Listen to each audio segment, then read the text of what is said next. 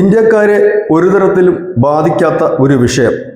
ആ ഒരു വിഷയം ഉയർത്തിക്കൊണ്ട് കോഴിക്കോടടക്കം ജമാഅത്ത് ഇസ്ലാമിയുടെ വിദ്യാർത്ഥി സംഘടന SIO തെരുവിലിറങ്ങി പ്രകടനം നടത്തി ബഹിഷ്കരണത്തിന് ആഹ്വാനം നൽകിയിരിക്കുന്നു. ടാറ്റയെ ബഹിഷ്കരിക്കുക, ടാറ്റയുടെ സ്റ്റുഡിയോയിൽ നിന്നും മറ്റുമൊക്കെയുള്ള വസ്ത്രങ്ങൾ വാങ്ങുന്നത് നിർത്തണമെന്നുള്ളതാണ് ആഹ്വാനം. അതിനായി പറയുന്നത് ഗസയിലെ കുഞ്ഞുങ്ങളെ ഉൾപ്പെടെ കൊന്നൊടുക്കുന്നതിന് പിന്നിൽ ടാറ്റയുണ്ട് എന്നുള്ളതാണ്.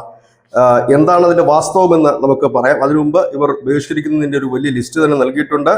Adidas, HRM, Tommy Hilfiger, Calvin, Tom Ford തുടങ്ങിയ 100-ലധികം കമ്പനികളുടെ ഉൽപ്പന്നങ്ങൾ ബഹിഷ്കരിക്കാനാണ് ഇവരുടെ ആഹ്വാനം.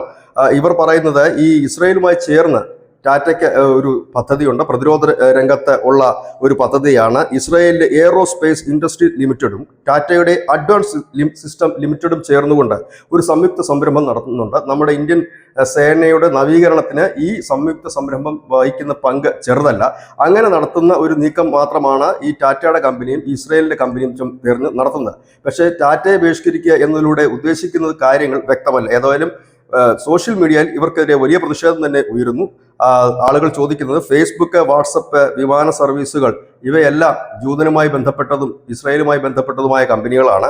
ഒപ്പം തന്നെ ഇന്ത്യൻ പാസ്പോർട്ട് അത് ഉണ്ടാക്കി തരുന്നത് ടാറ്റയാണ്. ടാറ്റയുടെ TCS കമ്പനിയാണ് പാസ്പോർട്ട് പ്രോസസ്സ് ചെയ്യുന്നത്.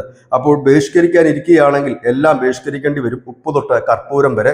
ഏതായാലും ഇപ്പോൾ വരുന്ന പ്രതികരണം ഇല്ലെങ്കിൽ ഇപ്പോൾ ആ പ്രതിഷേധത്തിന്റെ കാരണം ഈ ഗസയിലെ വിഷയം ഉയർത്തിക്കൊണ്ടാണ് വരുന്നത്. പക്ഷേ ഇവിടെ ശ്രദ്ധേയമായ കാര്യം, പൽഗാമിൽ ഈ നിരപരാധികളെ കൂട്ടക്കൊല ചെയ്തപ്പോൾ ഒരു മെഴുകുതിരി പ്രതിഷേധം പോലും നടത്താത്തവരാണ് ഈ ജമാഅത്ത് ഇസ്ലാമിക്കാർ.